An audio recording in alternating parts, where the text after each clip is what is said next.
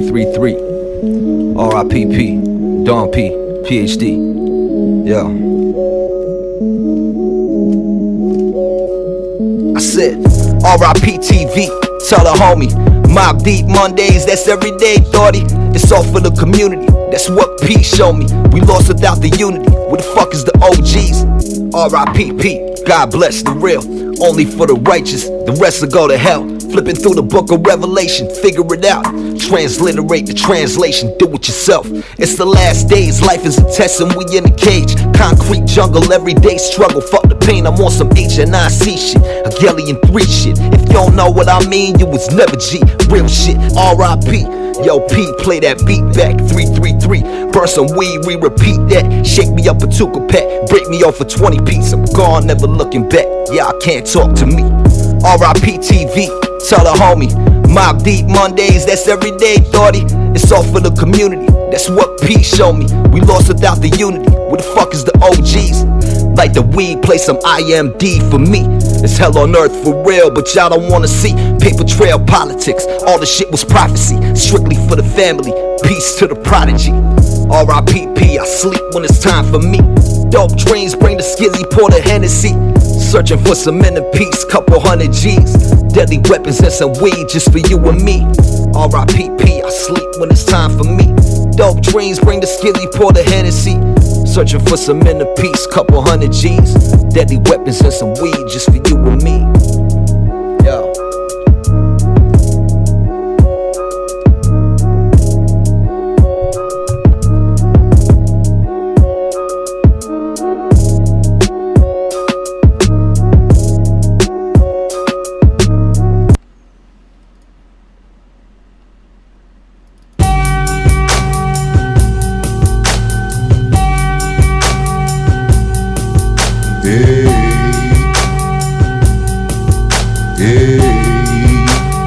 Roll up my sleeve, like sleep, calamity, not so merrily float in a stream. Hey, roll up my sleeve, hey, roll up my sleeve.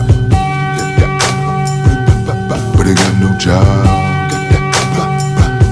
and a gal inside. I'm a robber, green, surely I'm a rob. Outside of me, seem like a wasp. Every vision comes with a caption. Openness, things I had trapped and determined. All of my actions. Anxiety is depressing, constricted. My solar plexus conscious. My nose is objective. Perspective becomes subjective. All is collected. What am I feeling? What am I feeling? What are my feelings? Why am I feeling it? Oh, issues that need revealing. Daydreams escaping, rat racing and chasing. Occupied by occupation. Stop revelation pervading modestly. Assume my philosophies. Common sense and true wealth. A minority, like 1% will feel my vibe. I take it on the stride. I ride. Let my inner shine sublime until that night sleep, calamity, not so merrily float in a stream. Hey, roll up my sleeve. Hey, roll up my sleeve. Night sleep, calamity, not so merrily float in a stream. Hey, roll up my sleeve. Hey, roll up my sleeve. Lord, sharpen my sword to prepare. Bring healing when they strike at air. What he say? Better aware than beware. What he say? What I have done you can do yet. Can't stop, won't stop till I want not, need not. Praise God and chase this fiat. What kind of more an oxycot? And picking the job description, they switch the stories, moral ain't different. Truth, the fiction, to whom do you make a commitment? I am myself, back and forth, and the only force is there's nothing else except an excuse. If you looking for it, not as smart as I think, but smarter than you know. Not smart enough to teach, too smart to follow any smoke. Strong enough to make eye contact, yet humble enough to learn. I'm trying to walk on border, cause all of my bridges burn. Lying truthfully, speaking in bars. From birth my destiny was written, yeah, written in stars. To then night sleep, calamity, not so merrily float in a stream. Hey, Roll up my sleeve, hey. Roll up my sleeve, like sleep, calamity. Not so merrily float in the stream, hey. Roll up my sleeve, hey. Roll up my sleeve.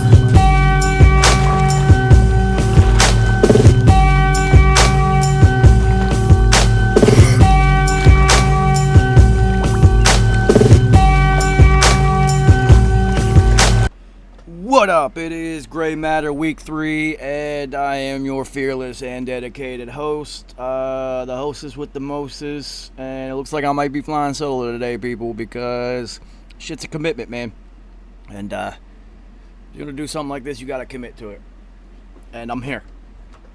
So, fuck it. We're gonna do something. I don't know. We'll figure this out. It is Week 4 is in the books. Mr. RN, what up? Alberto, what up? Abdullah, what up, homie? Well, I mean, you know, this is the sports show. I do music every other time. And then this is the only time that I get to talk about sports. And I usually do this with my homies, but I've been stranded today. I'm on my own. So I don't even have the wolf as a co-host today. So anyway, it's gonna be weird doing this by myself and not have anybody to bounce information off of. We'll see if any of my co-hosts show up today. Well, we know Nice is perpetually late. I might as well say professionally late. It's part of his persona, so we can expect him to not show up until the second hour.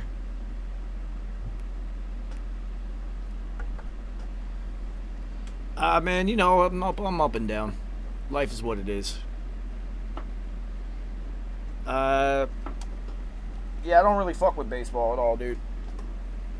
I am a football head. I do watch the NHL Stanley Cup Finals. That shit's exciting. And I will watch the World Cup. And if it's Game 7 of the World Series, I'm going to check it out because that shit is cool. Numius, what up?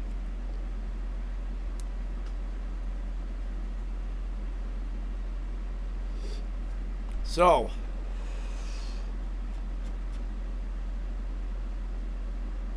let me see. I do like boxing. P had me watching boxing a lot. So I did fuck with boxing. That shit's cool as fuck to me. I'm not really that big of a UFC fan. I liked it better when everyone had their own fighting style and it'd be different styles, and now everybody's just kind of a mixed martial arts fighter and they kind of do a little bit of everything. But I thought it was cool when it used to be like a ninja versus like a sumo wrestler and shit like that. That shit was hilarious. I see the Yankees are up.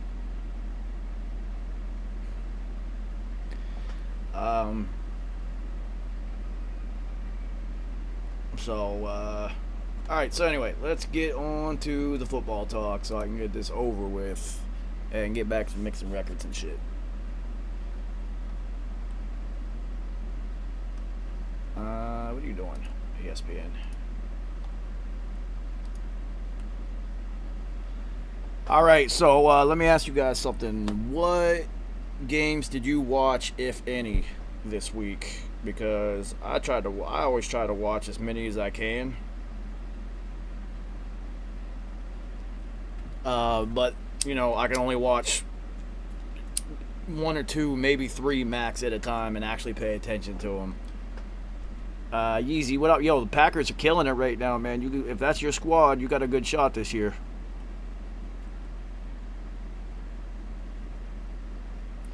So, I guess we'll start with Thursday Night Football. I usually do pretty well on my picks. We go straight up here. And This week I kind of took a beating.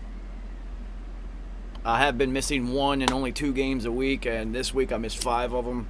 I have no faith in the Vikings, but we'll get to that in a minute. They have fucked me so many times. I feel like I'm a Norse bed wench in Scandinavia or something. I've been fucked so many times by the Vikings. So anyway, yo, Flea, what up, homie? So Thursday night was the Dolphins and Jags. And if you know anything about Ryan Fitzmagic, that was a Ryan Fitzpatrick game to a T. Probably weren't supposed to win because of the Jacksonville's momentum. But this is what Ryan Fitzpatrick has done perpetually. He's gonna get you like 4 wins a season on his own. But he's also going to lose you like 8 games a year on his own. And the other 4 are a toss-up. So you might at best go 8-8. And one of those victories are always going to be over the Patriots for some reason. I don't really understand why. But he always gets the Patriots. Frederick, what up? If your quarterback goes 18 for 20, you're probably going to fucking win. I don't know who in the world Jacksonville is using as their running back, or since they've unloaded Leonard Fournette, but they have absolutely no run game.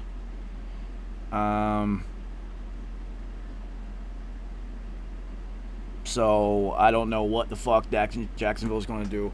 One thing that we did learn this week is DJ Chark's value as a number 1 receiver, because without DJ Chark Jr. being the number 1 and drawing that double team and the opponent's best defender, that left 2, 3, and 4 in the wide receiver room to all step up 1. And though as a total wide receiver room they are talented, I don't think anybody besides DJ Chark is ready to be a number 1 receiver. It is a whole different beast when you have a safety rolled over top to double you, and you also have the opponent's best corner shadowing you if they play man. So,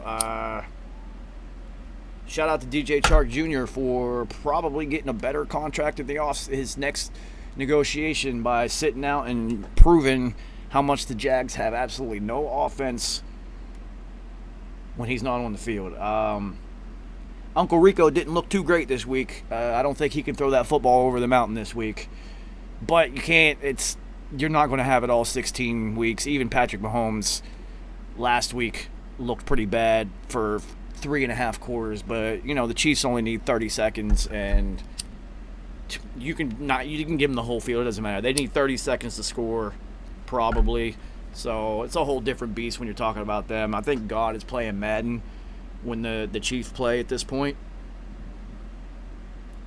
The one question that I want to ask you guys, since I can't ask a co-host, is what do you think that Tom Brady or Aaron Rodgers would do with a stacked wide receiver room like that, with like 4 solid targets? Because Tom Brady and Aaron Rodgers have perpetually been given nobodies as wide receivers for almost their entire careers because they are so good. And that's one thing about being a quarterback that you have to understand, is an effective quarterback makes everyone around them better. It doesn't matter who Aaron Rodgers is throwing to. He still is Aaron Rodgers. And Tom Brady, it literally does not matter who's on the fucking field for him. He is still Tom Brady. Now, there are other quarterbacks, when their best targets go out, they're not the same. Now, it's funny that they gave Drew Brees a pass this week talking about Michael Thomas wasn't there, so his offense is going to struggle. Well, what's the elite of the elite are supposed to make everyone better. Look what Russell Wilson, Patrick Mahomes, Aaron Rodgers, and Tom Brady are doing. You want to talk about elite quarterbacks? There are 4. That's it. There are 4 in the NFL, and everyone else is below them in other categories. There are literally only 4 megastars. And you can call Lamar Jackson a megastar just because he won an MVP. But I'm talking about NFL quarterbacks. And it was proven Monday night that if you get behind and you are a running quarterback at a run first base team, and you get behind somebody like Kansas City who can score in an instant, it's over for you because you don't have the offense built to come from behind. So, as far as NFL caliber, elite level quarterbacks, there are 4. I would almost put Big Ben in there, but you got to stay healthy. And he's been getting hurt a lot the last few years. So I like to put him in the second tier with people like Drew Brees. And who else is getting? Matthew Stafford, Deshaun Watson. People like that on the next level about to go. Yo, Tech, what up, homie? So, realistically, if you lose your number 1 wide receiver and you put up pedestrian numbers, then you're not an elite quarterback. Yeah, Abdullah, Flea is correct. Go get Madden and play it, and you will learn the game, because football, you definitely have to learn it before you understand it. If you don't understand what's going on, I can imagine it would look like me if I was watching cricket or rugby. I have no fucking clue what's going on in those sports. So anyway, I don't know. Back to Dolphins and Jags. I don't really project either of these teams to be a threat in the postseason at all. With Miami, it's as long as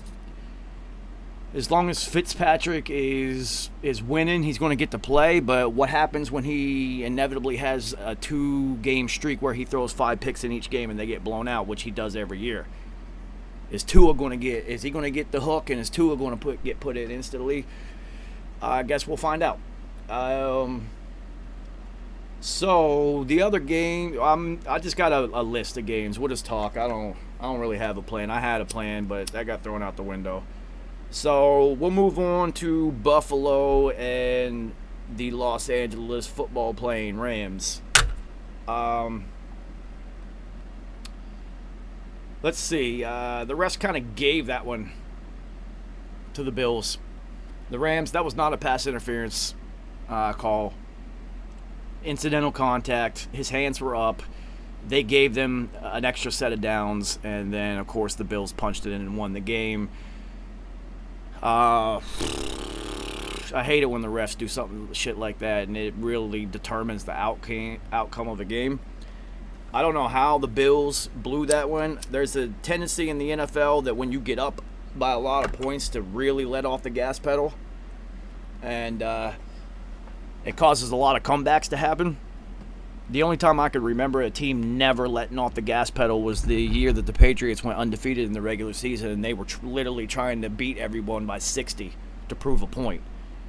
Other than that, it has literally been just letting off the gas pedal, letting off the gas pedal, letting off the gas pedal, and then they go into a prevent defense, and then all of a sudden momentum happens, and here we go. We got a football game where there wasn't a football game 20 minutes ago. So, as far as Buffalo goes, Josh Allen is better than I thought. His pocket awareness is improved drastically, and he is so big that when defenders grab him or hit him, he usually can just shake it off or brush it off like Big Ben used to when he was younger. But Josh Allen can run. Big Ben never could really run. Josh Allen will take off and run, and plus he's got an 80-yard arm. I am impressed with his development, and the coaching staff in Buffalo is continuing to make him better. So they've got nothing but a super bright future. It's going to come down to them and the Pats in the AFC East, because the addition of Stephon Diggs improved that offense exponentially, showing you the value of Stephon Diggs and showing you exactly how terrible Kirk Cousins really is, who wasn't feeding Diggs the ball in Minnesota, to the point where Diggs basically ran himself out of town. So that's more indicative of Diggs ending up in Buffalo of Captain Kirk being terrible, and instead of Stephon Diggs not fitting or whatever. So, yeah, Mr. Ryan, you are right. He can't run, but boy, can he absorb those hits, man. But he's 260 pounds. It's like Cam Newton. It's like Cam, Josh Allen, Justin Herbert, 6'6". I mean, these are big fucking quarterbacks, man. So the second half, man, the Rams looked incredible. So I want to know what Sean McVay said to them at halftime to get them to play like that. The game was completely over at the end until the refs bailed them out. Josh Allen and the Bills are going to be good for a long time in the future as long as he stays healthy. And as long as he stays healthy, they will have a serviceable record, which means continuity will be achieved and their head coaches won't get fired every 2 years because the Patriots keep winning. So one trickle-down domino effect of the Patriots' dominance is 2 to 3 years of getting blown out twice a year within your division. These GMs are firing coaches left and right, left and right, left and right, left and right.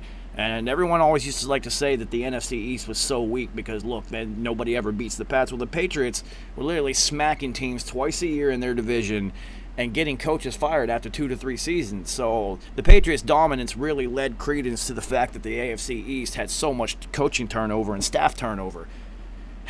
You can see it right now with Buffalo. This is like Sean McDermott being in Buffalo is like the longest tenured head coach they've had in Buffalo and like since Jim Kelly or some dumb shit like that. I think that didn't Doug Marrone only coach there for a year or something like that. So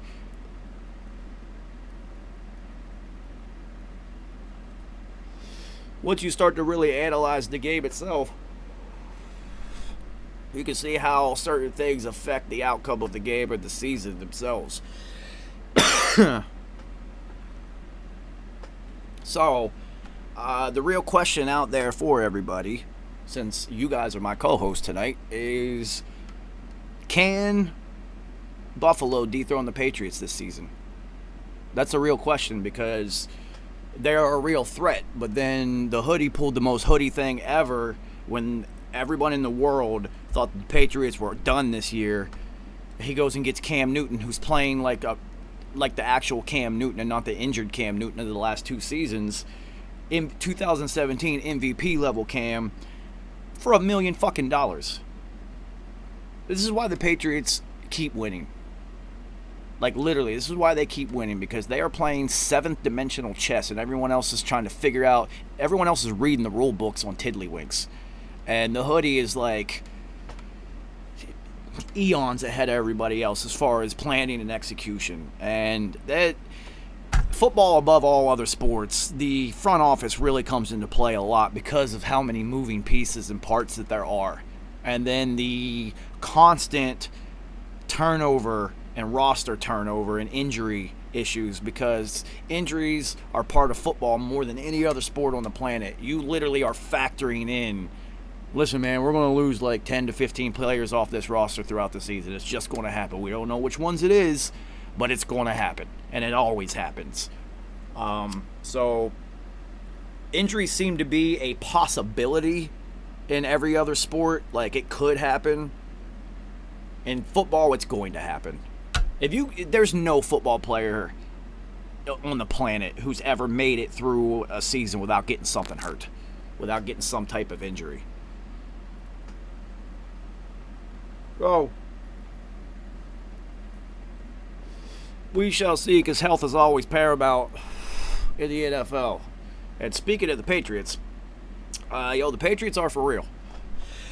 Those who thought or dreamed of the Patriots' demise are going to be very upset, because as long as the hoodie is there, they're going to keep winning, dude. It's just the way it is. This is the greatest coach in the history of professional sports. It's probably the greatest coach in sports history, to be honest with you. And he just is light years ahead of everyone else, not only in coaching, but also in roster building and game planning. The Patriots are the only team on the planet that I can think of that every single week the game plan's different. It doesn't matter. It'll never be the same 2 weeks in a row. They don't do something and just say, this is what we got, you're going to have to beat us. Whatever what they do is they study your film and your roster and your team, and they find all the things that you suck at, and that's what they exploit. And whatever you're good at, they're going to take that away from you. Yo, Lump, I sent you the Zoom email link if you want to jump in, because I am literally flying solo on this one.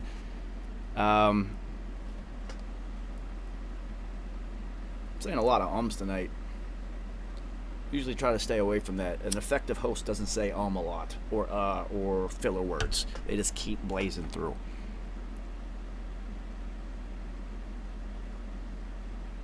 Tia, we're talking football. It's the Gray Matter Show, man. We only talk football on Tuesdays.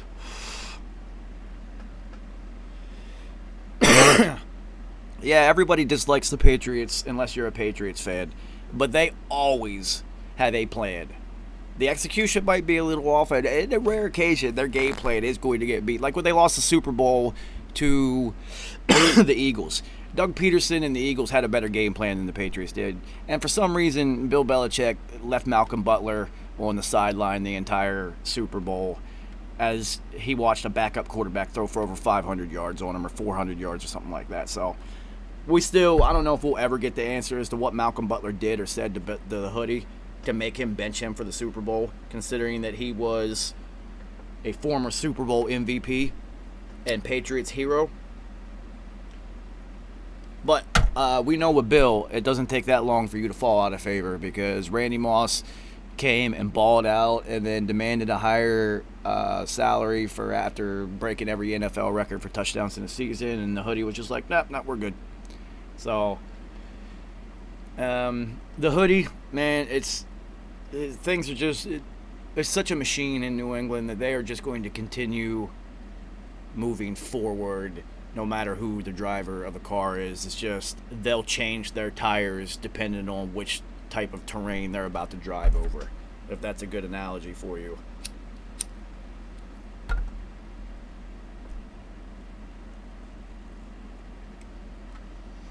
Let's see. I don't know if you guys watched the game, but Sony Michel literally has the shortest stride in the NFL. I don't know how he even gains yards when it looks like the length of his stride is less than a yard. It's such a short step. And I can imagine that it helps you get up to full speed and allows you to accelerate through the hole. But once you're through the hole and he's not outrunning anybody. It'll never happen.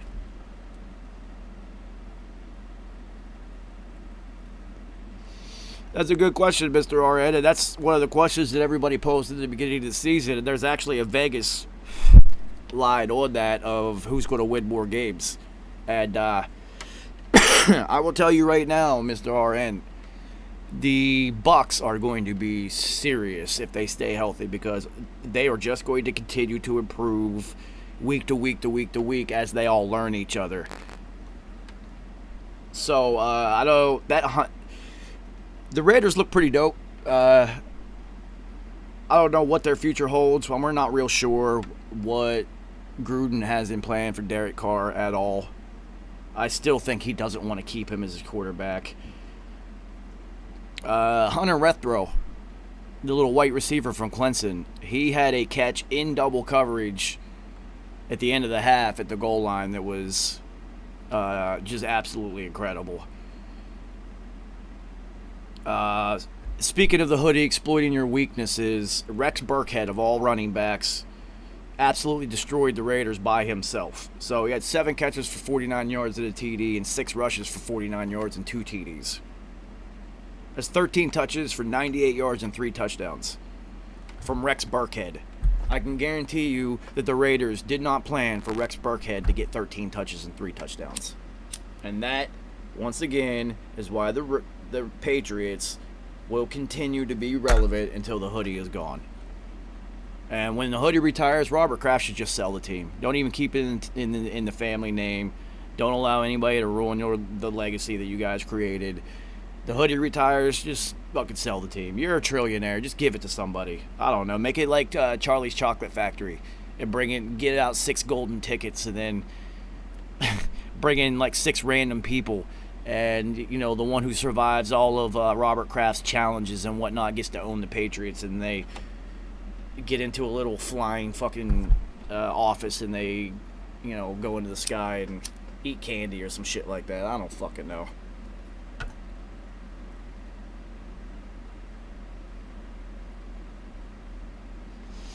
Bill is in a weaker division, but that weak division only accounts for the Jets and Dolphins each twice. That only counts as the Dolphins was because they always split with the Dolphins. So that's just 3 guaranteed wins there.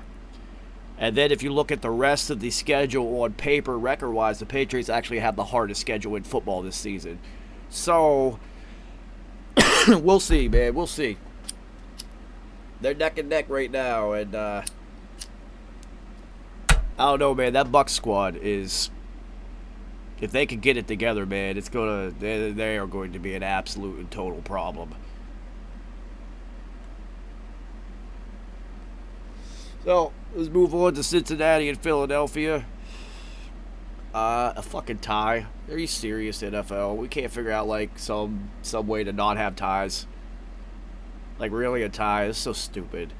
I do believe that Joey Bag of Donuts might actually have a better chance of winning games with his LSU roster from last season instead of his Bengals roster from this year. I sure hope that the Bengals don't fuck this kid's future up because he can play. He can really play, and I actually like watching Joe Burrow play quarterback. And what that means by me saying that is he is on the short list of quarterbacks who I will actually sit and watch play. So, there's Brady, obviously. Aaron Rodgers, clearly. Patrick Mahomes, of course. Like, the theater is incredible when he plays. And I like watching Joe Burrow play. He is smooth. He never gets rattled. He's way more athletic than people want to give him credit for because he is a white dude and he's a quarterback and he doesn't look athletic. So what they will say about a Caucasian athlete that is sneaky athletic instead of him just being athletic, because even to me it doesn't look like he's going to be able to move that well and run that well, but there he goes. Joey Bag of Donuts, man.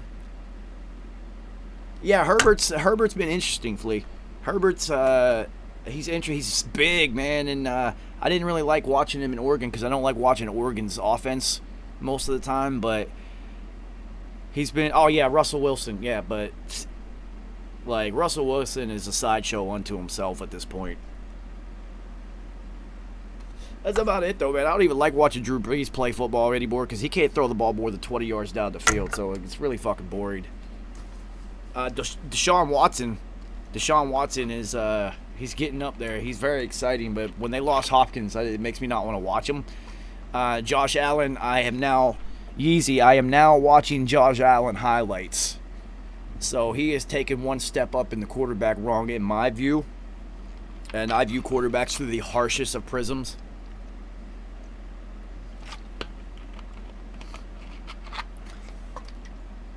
Yeah, Flea, there's certain college programs that no matter what success level the program itself puts out or the quarterback itself may have within that program, when they get to the NFL, they just suck. And that's just the way it is. And USC is one of those.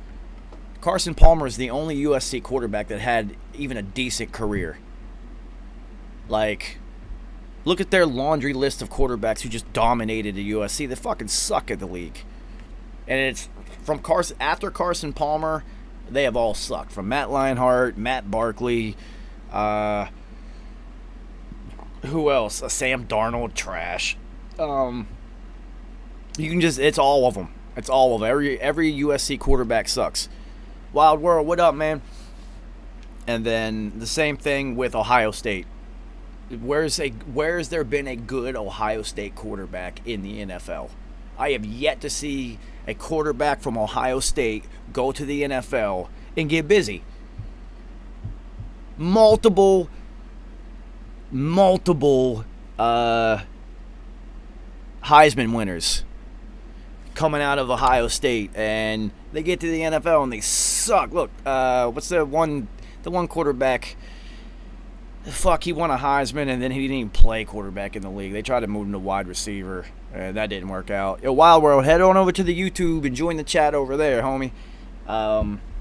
And it just, there's certain programs, and Oregon was another one of those programs. Yeah, I remember Ty Detmer. BYU definitely pumped out the quarterbacks. Steve Young, Ty Detmer. I'm such a football head. I remember Ty Detmer's younger brother, Coy Detmer, who played for the Colorado Buffaloes. And then after Colorado, went and got drafted by the Eagles and played for a little bit. Coy with a K. See? That's just why I was good at football. I have like a quarterback's recall ability. So, Wild World. We in here. So, I don't know. Okay, so I want to know what you guys think of Doug Peterson's decision to punt it in overtime instead of trying a 63-yard field goal to win it. Because if you're an Eagles fan, you're going to want them to go for it because you're trying to get the win. And as a football fan, you hate to see somebody just settle for a tie instead of trying to go for the win. All right, but does anybody remember Alabama and Auburn in the Iron Bowl? Game was tied. Nick Saban was rewarded. Yes, he did. Nick Saban and Alabama were rewarded with 1 second left on the clock by the referees, and they tried like a 59-yard field goal or something like that, which would have won the game instead of just taking the tie and going to overtime. And what happened? Came up short. Dude from Auburn fielded the kick in the end zone and went 109 yards with no time left, and they win. That is called football karma. All right? So, you see, that's what you're right, Yeezy. So that's called football karma. And if you never played football, then you'll never understand the concept of football karma. And it's more prevalent in football than any other sport that I've ever participated in or watched. All right, so if you... we might have a guest host. I see Galaxy S9. I'm guessing it is... Can you hear me? Are you connecting to audio? What up? So, 1 second, y'all. We have a guest host. So I don't have to sit here and do this by myself. Now can you hear me? Hold on. I gotta invite your mic. Here, unmute your shit. I did. There he is. We cool now? Yeah, all right. We're in there. All right, everybody.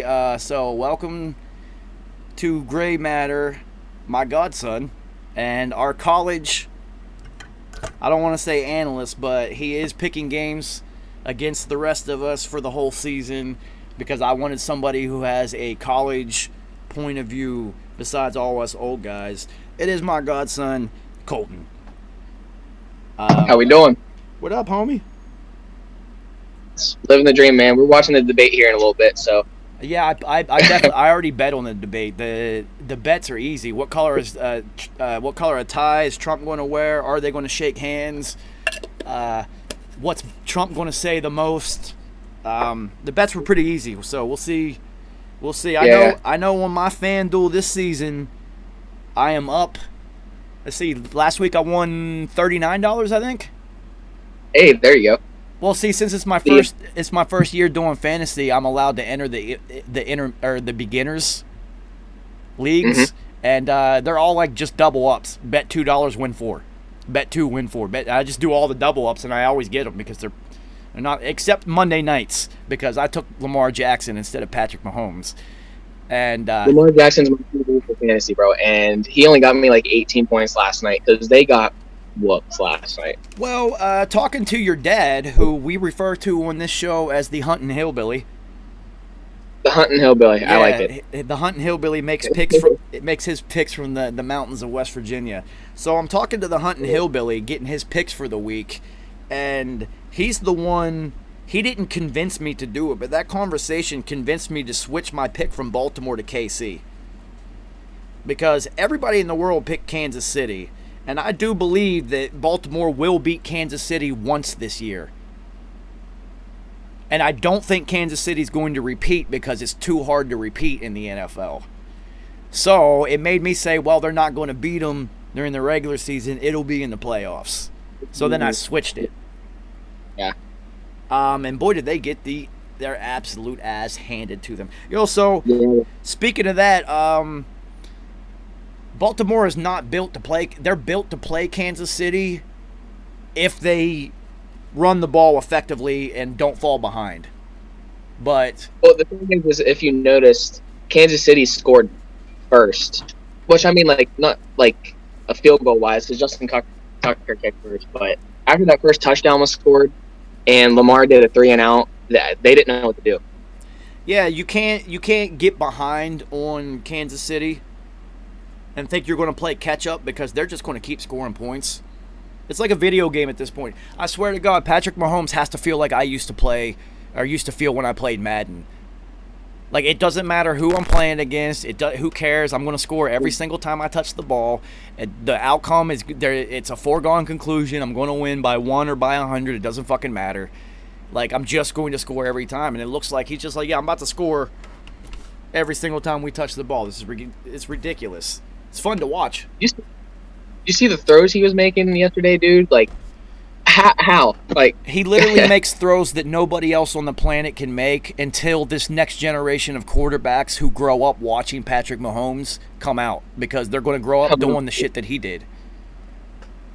bro, what's his name? Clyde Edwards-Helaire? Holy shit, bro! Like that, I did not think he was real, but like he's actually playing pretty well. It helps when you have the best quarterback on the planet, probably in the history of the game, and a track team around you, because then they're not going to load the box on you ever. No one will ever load the box on Kansas City. You're going to, even if you would, you're going to have your nickel or your dime personnel in, and you're going to have a bunch of little guys in the box. So You're not going to have the. yeah, he landed himself in a very good position to succeed, and sometimes that's what it takes. And like, look at Ryan Tannehill. He sucked in Miami under Adam Gase, and he leaves there, goes to the Titans. He's one of the best quarterbacks in the league all of a sudden. And now look at the Jets with Adam Gase. So apparently, whichever team Adam Gase is coaching, you're gonna fucking suck. You're not going to be that good. Yeah. All right, so I was just talking about the Cincinnati and Philly game. I won't go backwards on any of the games that I already talked about. No, you're fine. So my only question I have for you, because I was clear at the end of this one, is do you think Doug Peterson made the right call in overtime to punt it? No. I feel like as a coach, and especially in his seat, like you got to go for it, especially how the season's gone so far. But I mean, just things happened in that timeline, and I didn't expect the tie at all. I thought the Bengals were going to. Let me ask you something. It's not even a question. I'm just going to say 2 words, and then let me see if you want to answer that the same way. Football karma. You know what would happen if he missed that field goal in any possible way. The Bengals would have had enough time for 2 plays. They would have had 1 completion to the sideline and then kicked a miracle field goal to win, because you went for it on a 63-yard field goal instead of just being like, fuck it, let's get out of here with something instead of nothing. Football karma is too real. He made the right decision. People. He's going to get eviscerated for it because they're not winning, and you have to go for the win. But I'm telling you, 63 yards is made by very few kickers. So then what happens? In the NFL, you get the ball spotted at the point where the kicker missed from, not the line of scrimmage. So wherever the line of scrimmage was, add 7 more yards onto it. You realistically only have to make 1 completion, and then it's field goal time, and you can walk out of there with a victory. Like you said, if you look at it, the 63 yards, that's from the kicker spot. That is past midfield. Dude, that's like so fucking far. Like, yeah, you might possibly make that. But there's more of a chance that you're going to lose that game than you are going to win it by a 63-yard field goal. So I'm not mad at Doug Peterson. Football always penalizes teams for making the bad decisions. It's just the way it is. All right, so Moving on to Tennessee and Minnesota. It's over for Kirk Cousins, dude. He sucks. Yeah.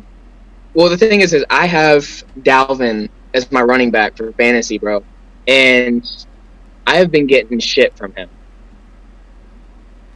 Dude, they had And I'm not saying 226 yards rushing this last week, though, and they still I know, lost. This week though, that's what I'm saying. Like, I just don't think they can put a game together right now. I think Like- that the Captain Kirk has this problem of only throwing it to people he's like friends with or something. That's why Stephon Diggs wanted out of there.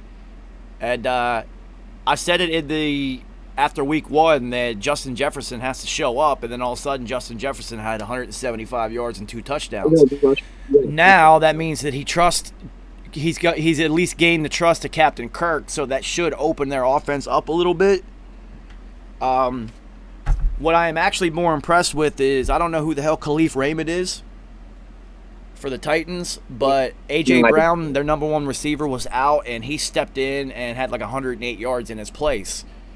So that lets me know the Titans now have 3 wide receivers, because A.J. Brown is a monster. Corey Davis has somehow shown up this year out of nowhere, and now this Khalif Raymond kid is in there with Jonnu Smith at tight end and the freight train behind you. That offense is absolutely legit. Like, for real. Well, you got to look at it too. Like, that was the only thing they had to do this year was expand their offense. Their defense is not that terrible. Nah, so that's a good look for them, that all of a sudden this kid just came out of nowhere. Well, what I'm saying is that last year, like, it was just A.J. Brown basically, or you gave it to Derrick Henry 45 times a game. But look how far they made it, My question is how, as an offensive team, do you put up 238 yards passing, 226 yards rushing with only 1 turnover, and you lose? How the fuck does that happen? Captain Kirk sucks. The fact that he's getting that much money pisses me off, because he is definitely not worth it. Well, the thing is Minnesota right now is turning into that 1-year Duval Jacksonville team. That's a good analogy. That's a good analogy, because It's not record-wise by any means. We're not starting on that. But look at Kirk, right? He had that 1 year, right? Just the Minneapolis Miracle. After that, dude, it's been going downhill. that wasn't Captain Kirk. No, it wasn't. That was Case Keenum, wasn't it? That was on the Case Keenum, who could That's only my throw bad. it 50 yards, and that's why he only threw it 40-some yards, because that's all his arm had in him. So, But yeah, Flea, you are right. He got the old Steve Tasker helmet, the Don Beebe helmet. It looks like Justin Jefferson is in Captain Kurt's circle of trust now. So, we'll see. I'm not expecting Minnesota to do anything the rest of this season. I am done expecting anything out of them. I'm just done with them. They have already fucked me over more times than any bar wench in ancient Scandinavia during the Norse period. That's how many times I've been fucked by the Vikings. if you're talking about how many yards you're putting up and still losing, look at the fucking Falcons. Yeah, we'll get to that. And I was going to say, I know, I'm just saying. That's a good segue, because that's the next game on my list is Oh, that right. motherfucking debacle. So let's talk about this nonsense. So we've been calling Mitchell Trubisky money-making Mitch on this show. You're going to have to watch All right. Paid in Full to get that analogy. Okay. He did money-making Mitch, did not add any bricks to his backpack this week, everybody. As a matter of fact, Big Dick Nick Foles took money-making Mitch's bricks. And it's over for Mitchell Trubisky, people. It's over. He got yanked, and then Big Dick Nick Foles comes in, drops 3 touchdowns with the visor on. It comes out of... First of all, you can never discount... you can't say nowhere, Colton. Because you can never discount Dan Quinn and Matt Ryan's ability to blow a fucking football game. What in the fuck is up with these two? I have never seen a team blow so many big leads in my entire life. Like, how... No, dude. So here's a question for you. Does Dan Quinn make it... Does he make it past the off week? Because you know that's usually when coaches get fired, is there you get that extra week of preparation for the new regime and shit. Does he make it? If this chain continues, and I say, say they blow not even like a 20-point lead, like say like it's like they're up 3 at halftime, and they're winning, they're playing good, and they lose before the offseason, no, he's gone. But if they somehow start winning games and like actually not choking for once, I think he'll be okay. How many wins do they have to get for him to keep his job? Right now, what are they? Are they 1-2, or did they lose every game so far? They've lost every game. They've had double-digit leads in all 3 of them, dude. For him to keep his job, Yeah. 8. Nah, see, that's where you're wrong. Going 8-8 is not good enough. After all these collapses, 8-8, he's got to go. He's got to go. Clearly, there is a Dan Quinn problem in Atlanta. There has to be, because not only do they keep doing this shit, Colton, I'm going to rattle off a number to you that's going to blow your fucking mind. The Falcons as a team averaged over 6 yards a carry for the game. And we're up 16 with 9 minutes left in the fourth and still fucking lost. You know why? Because they never ran the fucking ball once they were ahead. This is what I don't get about them. Is Matt Ryan changing the plays in the huddle to passes, or what? Like, Kyle Shanahan's not there to take the blame on that anymore. So who shoulders the blame for them? Dude, how do you average 6 yards a carry and you only... I think they only rushed like 16 times or something stupid like that. And you're up 16 in the fourth quarter, just Matt Ryan back, chucking it down the fucking field. Like, yeah, he's going to put up 600 yards a game, but who fucking cares if you keep losing? The Falcons are absolutely blowing my mind. Like, it's blowing my mind how this team operates. And well, I actually watched the Dallas game. I watched that game, and I was watching it, just time by time and play by play, and I didn't realize of like how comfortable that lead was until Dak came back in that fourth quarter. And then if you're like, I don't know why they wouldn't chew the clock out. You said 9 minutes left, right? 9 minutes left in the fourth, they were up 16, and they find a way to blow this game. Like, it's just they perpetually blow leads to teams that are worse than them, teams that are better than them. It just doesn't matter. Dan Quinn has got to go. I don't know. That team is absolutely blowing my mind. Now, the one positive that they do have, before I even get into the positive, I don't think Matt Ryan's going to last there much longer. It's either going to be Quinn or Ryan. Arthur Blank's going to have to make a decision, because Matt Ryan did win an MVP like 3 years ago or something like that. You have an MVP caliber. The year that the Patriots came back from them on the Super Bowl, that's 3 years ago. Oh, okay. This Super Bowl will make it 4, but it's 3 seasons ago. Oh, yeah. So they're going to have to make a decision whether they want to keep this guy or if they want to keep Dan Quinn. If they get rid of Matt Ryan, who's going to replace him? That was a question that I had for another game, and we'll get to that, because I had a thought on that, and I'm high, so I'm not going to remember it until I actually see that where I wrote it down at. So you actually see it again. But I have a viable replacement for if they get rid of Matt Ryan, who would be a good replacement, and you'll probably agree with me. So, like, Clyde agrees. Do you think this is Matt Ryan's last season if they keep doing this? Yeah, one of them's got to go, or both. So then the question is where does Matt Ryan go from here? If he leaves Atlanta, where's a good landing spot for Matt Ryan now?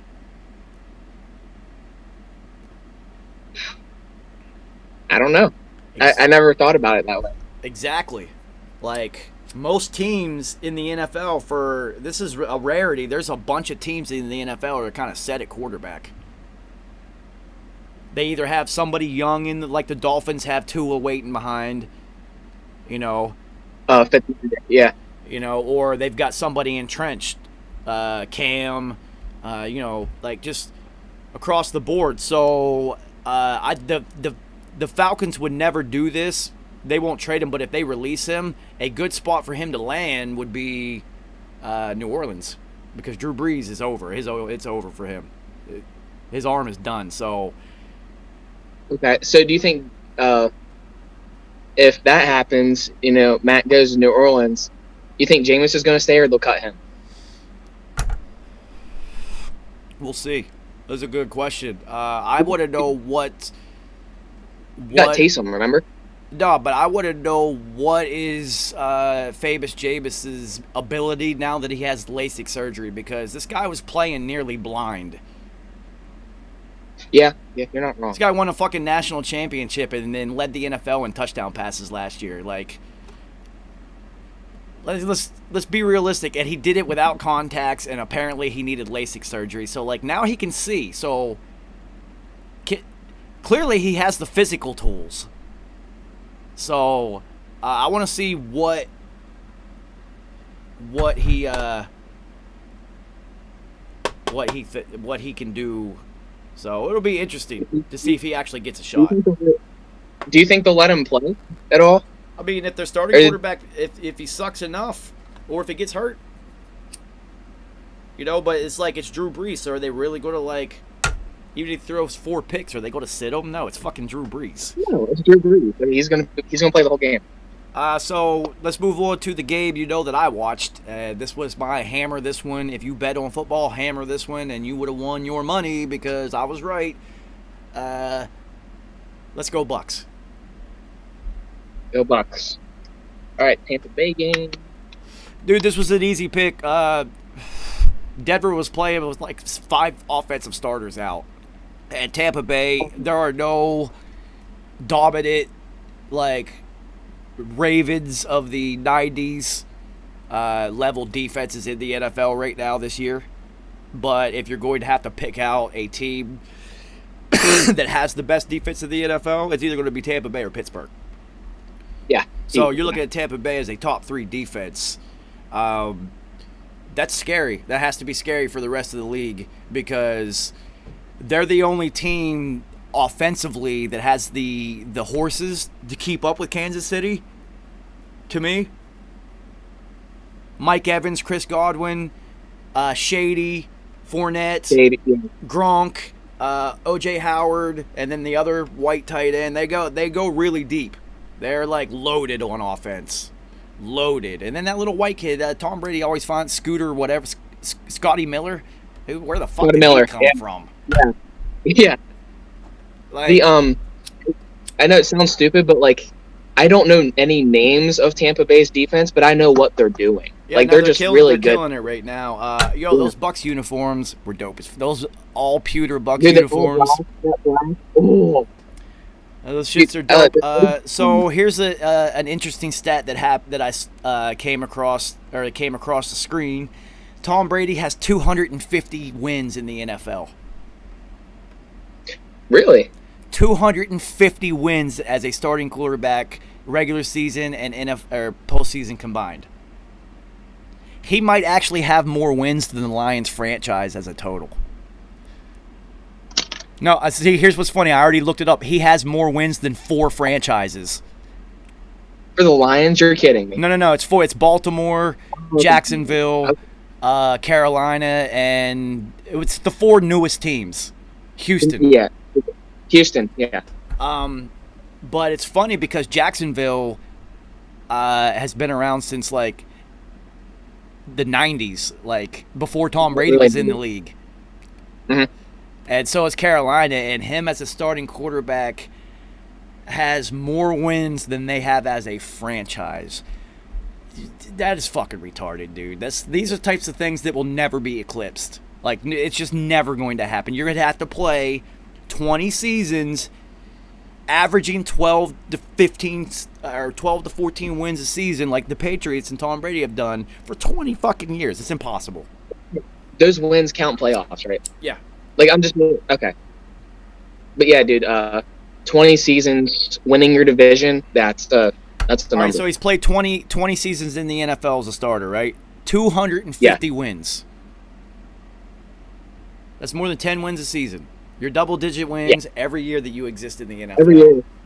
Guaranteed. You're guaranteed. That's incredible. So I would say that it would take Sam Darnold probably 750 seasons to reach that win total.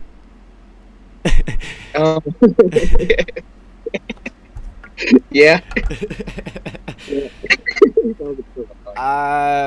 What's funny is Gronk's reputation has him sucking up double teams, even though he had like no catches up until this point. He played well this week, and he'll work his way into the offense, but just his presence is it makes teams be like, okay, he's right there. We have to know where this guy is We have at. to double team him. Yeah. So, Antoine Winfield Jr., the safety for the Bucks. You're too young to remember his dad, who played for the Bills. He looks exactly like his dad out there. His dad was a corner that used to blitz and get QB sacks all the time. He's looking just like his dad out there. That's got to be exciting. So what's funny is everyone's always questioned Tom Brady's arm strength and deep arm. Like, oh, he never had a real good deep arm. Oh, he never had anybody who could get down farther downfield than 15 fucking yards outside of Randy Moss. And we know what happened when he had Moss, 50 touchdowns. 50 touchdowns, yeah. With ease. So now, even at 43 years old, you're seeing Tom Brady stretch it down the field. Yo, that throw that he had to O.J. Howard over top of the defender, where O.J. Howard caught the ball with one arm and then the defender's helmet with the other arm, with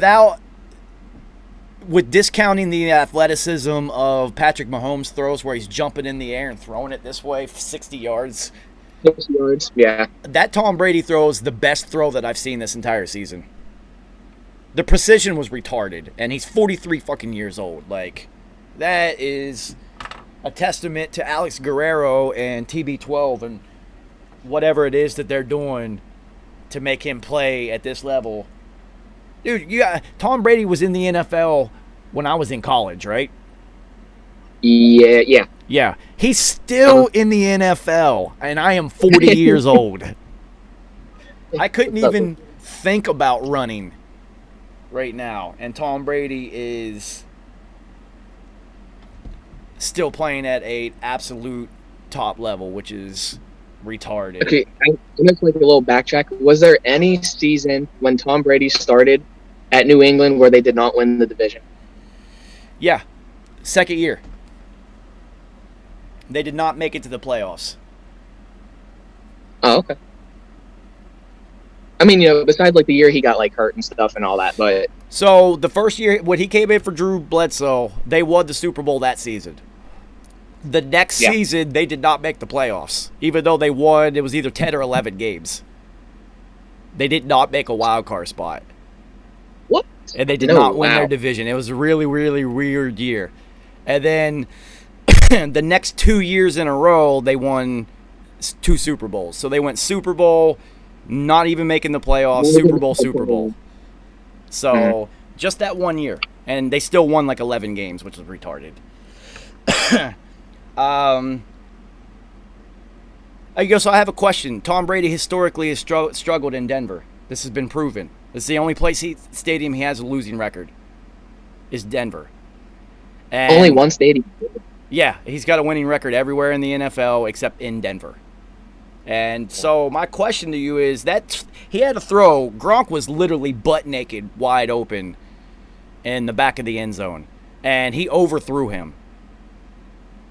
And my question to you is, does Tom Brady never make the adjustment? He's such a precise athlete, all right? Like, so precise. Does he not make the adjustment for the altitude and the fact that the ball will fly a little bit farther, and he's still just, this throw to this person this far away at this speed means I throw it this hard and at this angle? Like, all right, so there was a story about Kobe Bryant, and he was warming up before a game, and he just kept shooting this like 15-foot jumper, and he kept hitting the very top front of the rim. And he went over to the equipment guy and said, no, he kept going over the rim and touching the back of the rim before it went in, instead of just being a swish. And he went over to the equipment guy and said, yo, the rim is too low. And the equipment guys are like, no, you're crazy. You fucking crazy. And they went and measured, and it was like 1/8 of an inch too low. And he could tell that by shooting 15-foot jumpers. That's how precise he was. And Tom Brady's the same type of athlete. And now, I've been a Tom Brady fan for 20 years. I've been trying to figure out why the fuck he can't win in Denver. and it makes no sense to me. And I think I finally figured it out. I think he literally is too precise. But the not making the adjustment bothers me because Tom Brady is also the best cold weather quarterback who's ever lived. This guy never loses when it's cold. So he makes the adjustment when it's fucking freezing and windy. Well, you have to understand, like you said, he's so precise, and just imagine in practice, I bet you his reps are literally just a certain throw all day long, and then he is so used to throwing that. But also you gotta look at, there's no crown fields anymore, right? No, they're all crowned. Right? They're all crowned. They have to be for drainage purposes. So here's the question. As a golfer, because you do play golf in college, in case you guys did not know, which you probably didn't. So say what's your 7-iron? 170. 170, and you know that on the dot. It's 170, 170, 170, 170, 170. In Fairmont, West Virginia, it's 170. Yeah. Say we go out to Denver and play. I bet you that 7-iron's stretching out to 190 something, a number that you wouldn't know. Oh, easy, yeah. So it's the same type of thing. If you're a golfer, is so precise. I play a lot of golf. You play a lot of golf. We know. All right. That's why we're always looking at the number. We throw a piece of grass in the air. It's we got to figure out every little factor. And I believe that the altitude adjustment fucks with him because he is so mechanically precise that it's off. It's off, and I don't know. If I ever got to talk to Tom Brady, that would be the question that I would ask him. Well, even I know it sounds stupid, but my club difference in Fairmont is different than at home, let alone going to New York and everything. Exactly. So you're looking at going to Denver, where remember Ryan Clark never even traveled to the Denver to play when the Steelers played him because he had sickle cell. Sickle cell. Yeah. Yeah, he wouldn't even travel there, let alone play. So it's interesting. One other note from this game: it is clear, if you're into fantasy football and shit like that Mike Evans is going to be Tom Brady's red zone target. So get on board. Yeah. All right, where are we at now? The other game you wanted to talk about: Hawks. The Hawks. Hawks and Cowgirls. First of all, I hate the Cowboys. Yeah. Fuck them. Apparently, Russell Wilson is on pace to throw 85 touchdowns this season. It's yeah, he's been insane, dude. My God. You watch? I mean, I'm not being stupid, but you watched the game, yeah, right? That's another quarterback that I don't watch him intently, but if the other 4 quarterbacks that I do watch play aren't playing, then I will watch him play. But come on, 4 touchdowns, 5, and then followed up with another 5. It's 14 touchdowns in 3 games this season. Sam Darnold won't have 14 touchdowns this season. This season, no. Think about that. Neither will Matt Jones, the other New York quarterback. New York football teams fucking suck right now. Daniel Jones, yeah, whatever his name is. Yeah. All right, so I want to know who DK Metcalf was working with this offseason because he's only in year 2 and he understands using his big, giant, muscled body as leverage already in year 2, which is something a veteran knows how to do. On Russell Wilson's deep balls, if he doesn't have to run at full speed, he will always slow down right before the ball and allow the defender to run into him and make the contact and push him into the ball. And that is a veteran move. Somebody had to teach him that. He was not doing that last year. And who do you think taught him? Honestly, Larry, I don't know, somebody big like him, maybe T.O., Randy Moss, somebody maybe. That looks like that slow hands of not putting your hands up and catching the ball down here. That is Randy Moss invented that. It's called slow hands because in the NFL, cornerbacks are so good that the second you put your hands up, they know the ball is coming. And they know the ball, yeah. So if you never put them up, they never know when it's coming, and you can just drop it right over that shoulder into the bucket. And Randy Moss invented that. So I'm guessing he might have worked with Randy Moss. That would make sense because he is your generation's Julio Jones. Dude, he's 6'5", 240, runs a 4.3, and he's dominating right now. He's playing just like Julio does.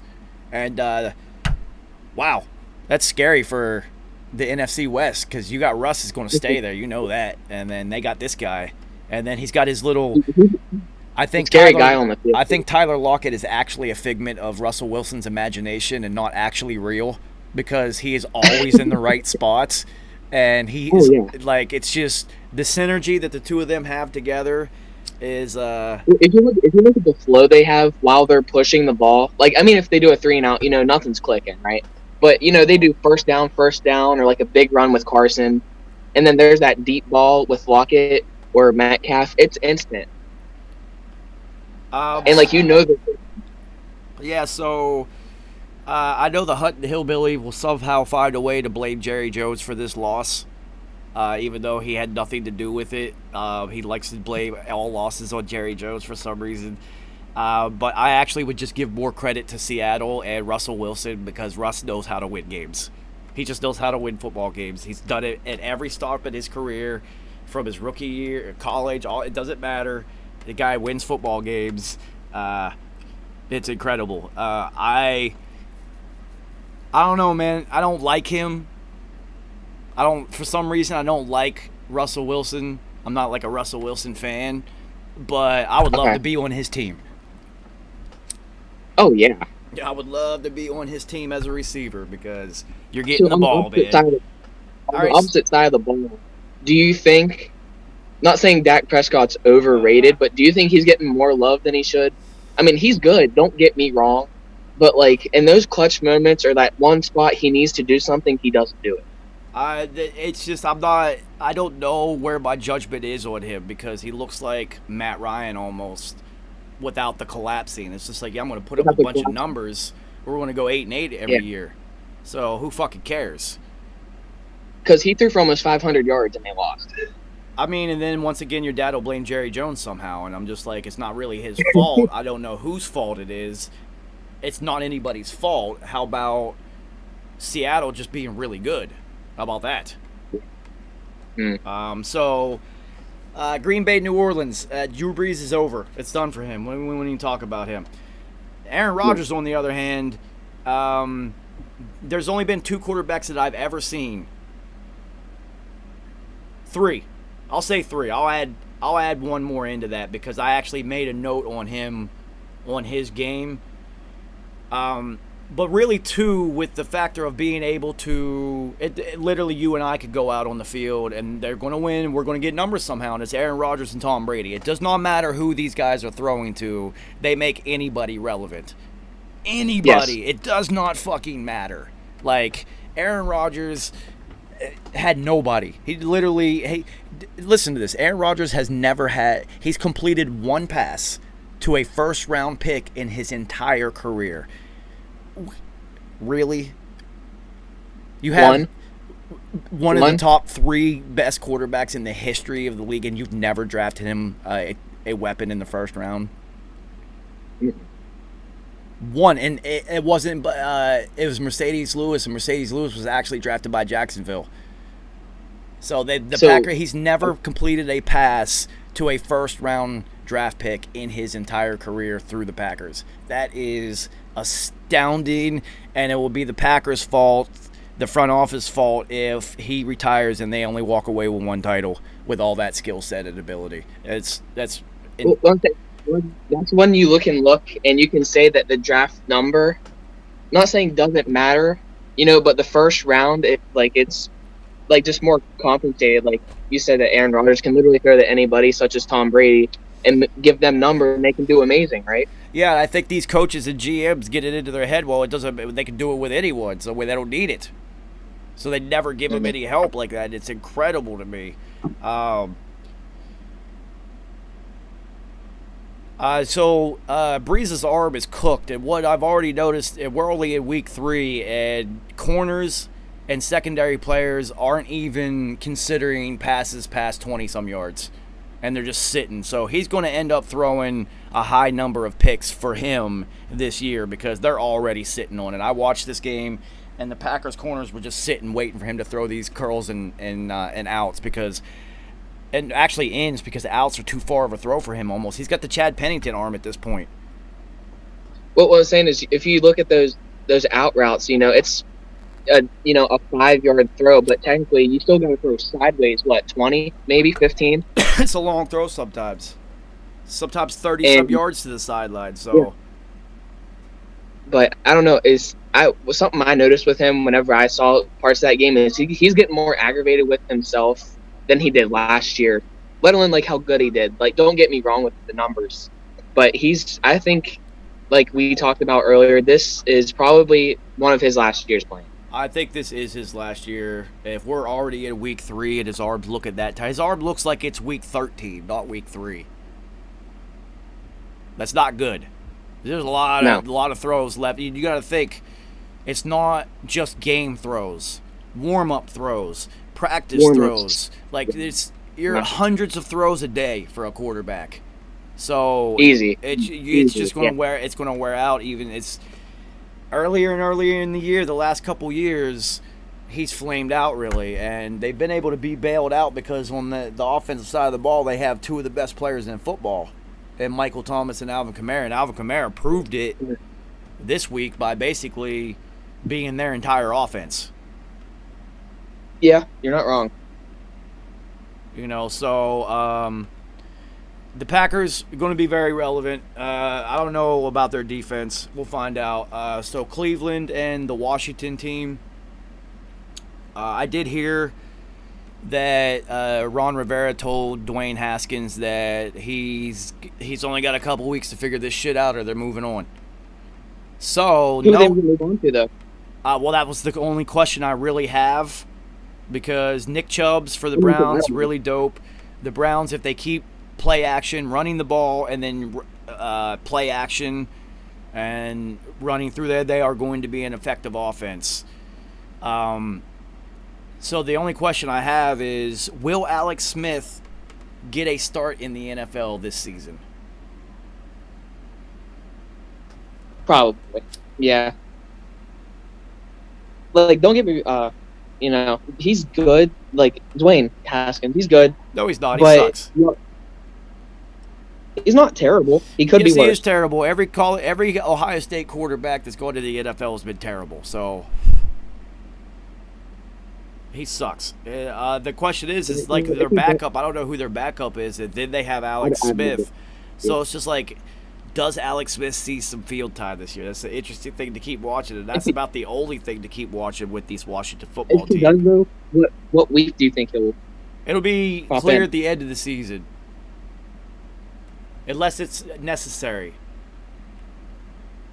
Like, unless there's an injury or something, yeah. All right, so Niners and Giants. A couple notes on this game. The Giants are the worst team in football. I Yes. know the Jets look really, really bad also, but the Giants are actually worse than them because the Giants just lost, and badly, to San Francisco's practice squad.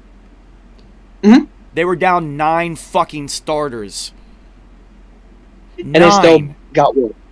9 starters and got destroyed. Now, the funny thing about this is Nick Mullins can really play.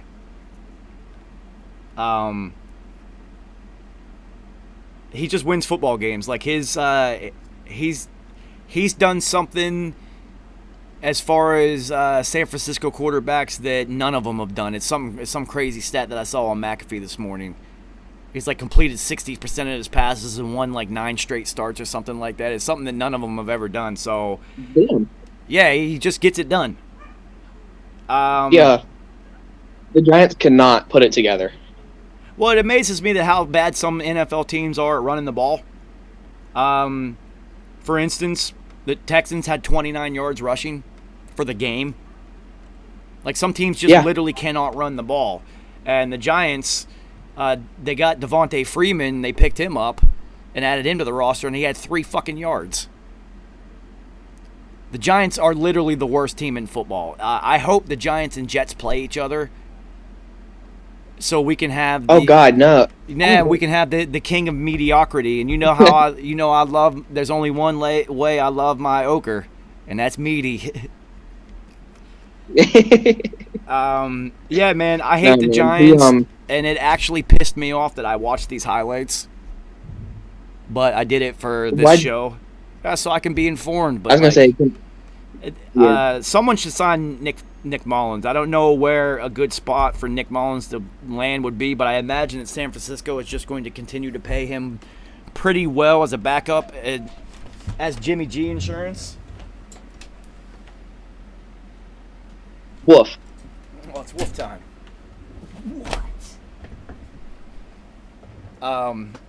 Yeah, y'all know I'm about that wolf life. Duty poof. What? Whoa. Somebody's got the juice. Let me finish this show. Let me stop talking about football, and then we'll play. Okay? Hey, yo, hey, I'm bust off and watch this debate, bro. All right, so I'll finish this shit on my own, man. Hey, take care of yourself. I'll see you soon. Later, homie.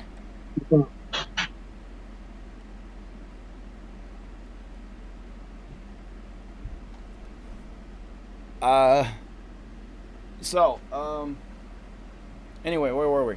Yeah, the Giants suck and I hate them. So, moving on to Pittsburgh and Houston, this has been an absolute wasted year for Deshaun Watson, and Bill O'Brien is the worst GM in football. He's fucking absolute trash. David Johnson literally did not exist. The Texans only had 29 yards rushing.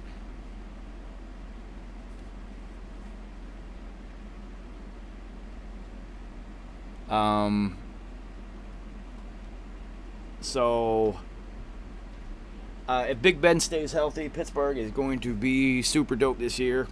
They'll probably end up in the AFC Championship, depending on how it plays out, because Kansas City's clearly going to be the number one seed, and it's going to be Baltimore, Tennessee, Pittsburgh, maybe the Chargers. I don't know. We'll see. And Pittsburgh defense is for real. They're gonna end up being in the top 3. So if you bet on football or if you do fantasy, look for Pittsburgh's defense, because they do get a lot of sacks, and sacks create turnovers and deficits, and that's how you score in fantasy football. So Pittsburgh does have a very solid running game, which always helps later in the year when it gets cold and it's playoff time. It's time to control the clock. I have learned that Big Ben is good enough to make everyone around him better. It does not matter who he has had around him. He's elevated all of them. Hines Ward, Martavius Bryant, Antonio Brown, Santonio Holmes, now Juju, and that big tall kid from Notre Dame. Big Ben is probably a top 10 quarterback of all time. I don't know. There's been a lot of historic quarterbacks, so it's hard to put him up above like John Elway and other people who have also won 2 titles. But historically, it doesn't really matter who he's got around him. He does well. So I got to give him credit on that, even though I hate Pittsburgh, and you guys know that. So I will move on to the Jets and Colts. I fucking hate the Jets. Sam Darnold is absolute trash. Adam Gase is the worst coach in professional sports. But the green on their helmets looks awful fucking dope, man. So the Jets PR team, or whoever came up with that particular color of green on their helmets, look really good. So Sam Darnold, when he plays football for the Jets, looks exactly like football practice in college used to look when the starting quarterback would go sit and our backup would come in against the one's defense. That's exactly what it looks like watching Sam Darnold play. It's a college backup, a Division II college backup who walked on. This guy sucks. Sam Darnold and Carson Wentz also have the exact same throwing motion, and if you clock from the front hand coming off to release, both of them are going to have a little bit slower release than Aaron Rodgers, Tom Brady, Patrick Mahomes, Drew Brees, all these people ahead of them quarterback-wise. And what that little micro fraction of a second does, and the NFL is so precision timing based, is they're always late on throws. It's just a micro fraction behind. And it always bothers me to watch these two play, especially Sam Darnold, just because I fucking hate the Jets. if you play fantasy, whoever the Jets are playing, take their defense. Whoever it is, it doesn't matter which team the Jets are playing against. They're going to throw like 5 picks. They're going to get lots of turnovers and lots of fantasy points. And Darnold and Wentz having the same throwing motion is not a compliment in any way. So don't take it that way. So moving on to the Chargers in Carolina. I completely forgot that Teddy Bridge over troubled waters was even in Carolina, so I picked the Chargers. Hair Bear continues to look like a legit NFL quarterback, so Tyrod Taylor once again loses without even playing in the game.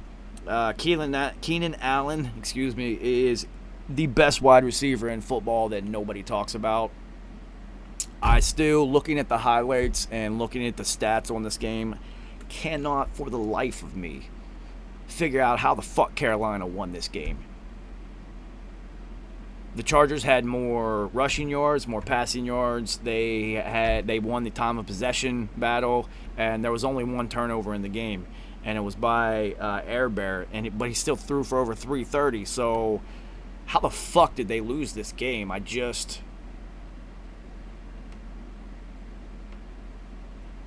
I'm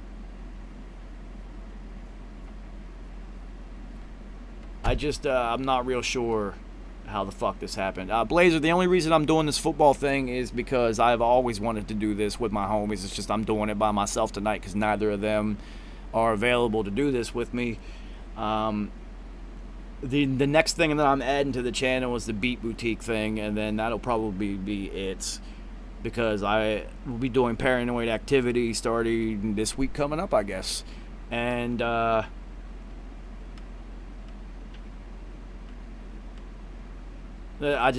don't want to do a show every day unless we go back into the Roni lockdown. So anyway, moving on. Arizona and Detroit.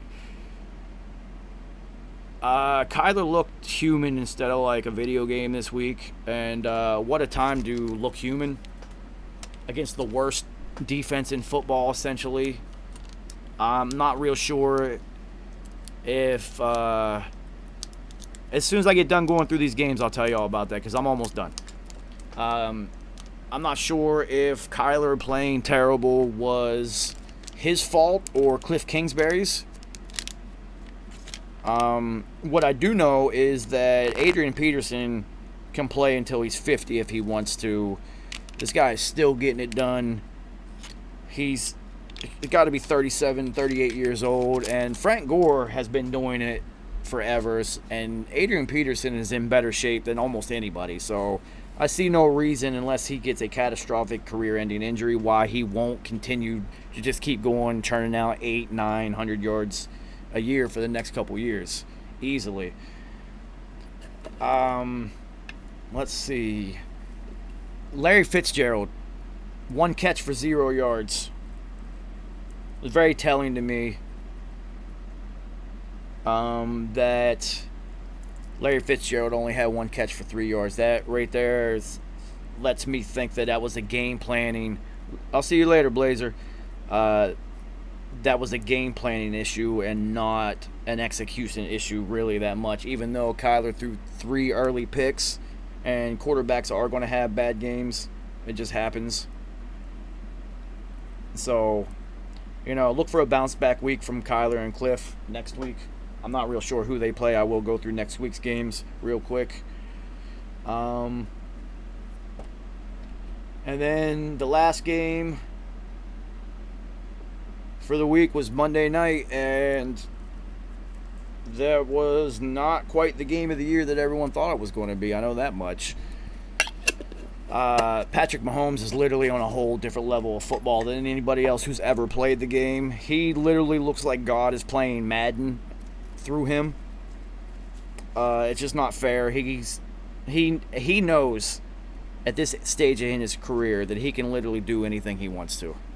He's physically capable of pulling off any throw and any play without an issue.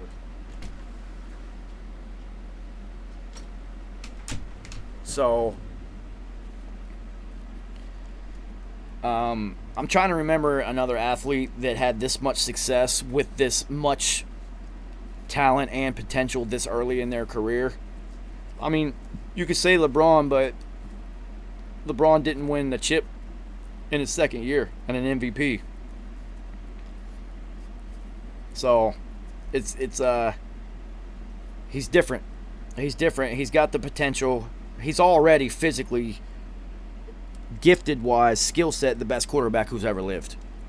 His skill set is better than anyone who has ever lived, even Aaron Rodgers. In order to take the title from the GOAT, though, you're going to have to win at least 5 titles. But as far as skill set, this kid is on another planet. And I don't know if we're ever going to see an arm like this again.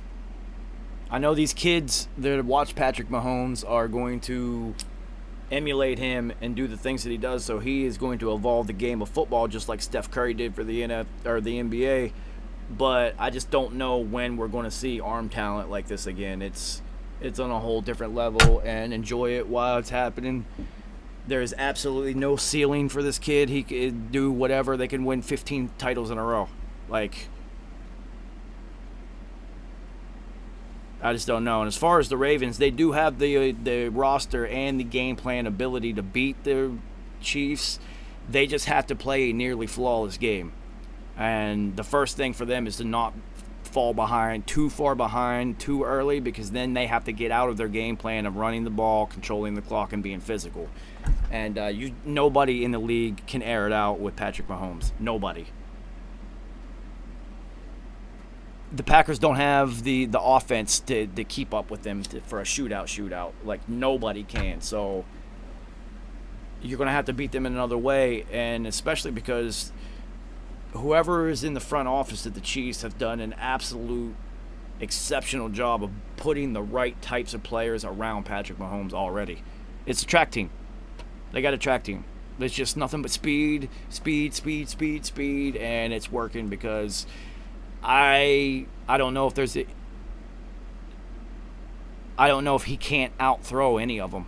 I think he can outthrow any of them. So you have to have people that are running 4.2s to keep up with this guy's arm. It's incredible. The question for the Chiefs is Eric Bieniemy, the offensive coordinator, where does he go next year? Because he is not going to stay in Kansas City. I can almost guarantee you that. I'm guessing the Falcons might take a swing on Bieniemy. I don't know if he has any ties to anybody within the organization, because that always helps. But Dan Quinn is going to be out, and Dan Quinn is a defensive-minded coach, so they're going to go the opposite direction.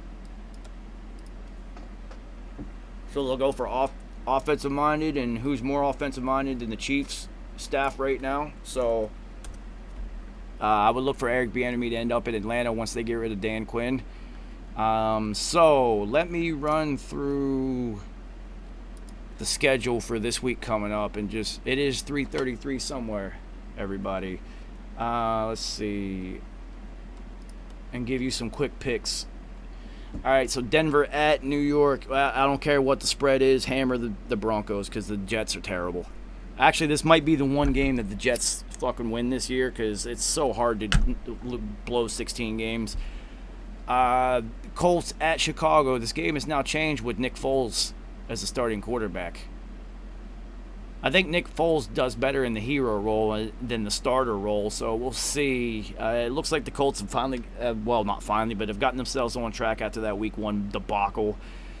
Jacksonville at Cincinnati. It's another intriguing matchup of young QBs. Can Cincinnati finally get their first win after tying last week? They almost got it. So Joey Bag of Donuts. We'll see. Cleveland at Dallas. Interesting game. Interesting. Saints at Detroit. Ooh, a lot of decent games this week after last week's schedule of trash. Steelers at Tennessee. Very physical game that's going to be. Seattle at Miami. Hammer Seattle on that one. The Chargers at Tampa Bay. That's going to be a very good game, but I would go with the Bucs. I don't know what the spread's going to be. Ravens at Washington. Hammer the Ravens, because they are going to be pissed about that loss this week to the Chiefs, and they are going to take it out on the Washington Football Club. Let's see. Cardinals at Carolina. I would look for the Cardinals to put up a bunch of points against Carolina. and a bounce-back game. Minnesota at Houston. A couple of 0-3 teams, so somebody's going to get their first win. The Giants at the Rams. The Rams are going to blow out the Giants. Who cares? New England at Kansas City. That will be intriguing because just like every other team in the league, in order to beat Kansas City, you have to control the clock and the time of possession in that game. And New England has the offense to do that. But you can't get behind Kansas City early. You can't. Like, you just can't, because you can't keep up with their offense once they get up and running. Like, look at New England the last couple times that they beat Kansas City. They had to get up on them and then just hold off the charge at the end. So then you got the Bills at the Raiders. That's going to be a dope-ass game because the Bills can play and the Raiders apparently are for real. Eagles at Niners. That game is going to suck. And then Falcons at Green Bay. Somehow Atlanta's going to go up 20 and then lose to Green Bay because that's what Atlanta does. And I would expect them to do nothing but the things that they already do. So that is it for football talk. What is Beat Boutique? So what am I... well, Blazer's gone, so... Flea, Paranoid Activity is a show that me and P wrote that P was going to do for Mass Appeal, where he just talked conspiracy theories and whatnot and stuff like that. And... for one reason or another, it didn't happen, and I'm going to pick it back up and start doing Paranoid Activity in October, which is tomorrow. I just don't know what day of the week yet, and I didn't realize that it was this close, but I am going to be doing it. And then Beat Boutique is I'm going to be reviewing people's beats and giving them advice on mixes, who to send it to, what artists would sound good on it, production and whatnot, and just try to help out the people in the community with the music that they're making instead of doing reviews of other people's albums, because reviewing that Karma 3 album really pissed me off and I don't want to do that shit anymore. So anyway, this was Grey Matter Week 4. Thanks for hanging out with me. I had to do it solo because I don't know where the fuck Carrie and Nice are.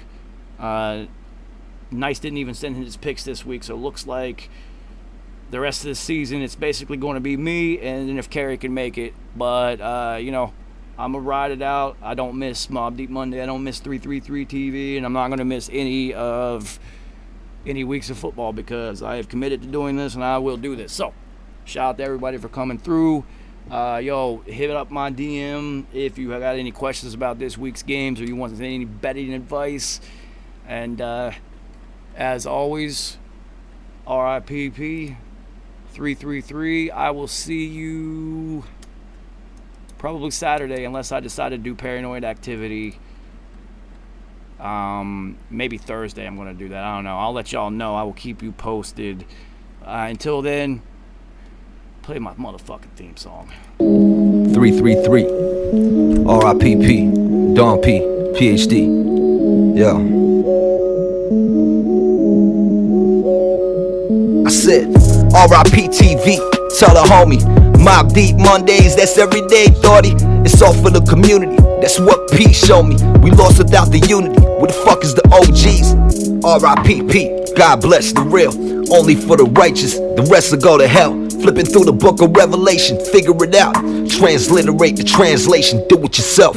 It's the last days, life is a test and we in a cage. Concrete jungle, everyday struggle. Fuck the pain, I'm on some HNIC shit. Hegelian 3 shit. If you don't know what I mean, you was never G. Real shit, R.I.P.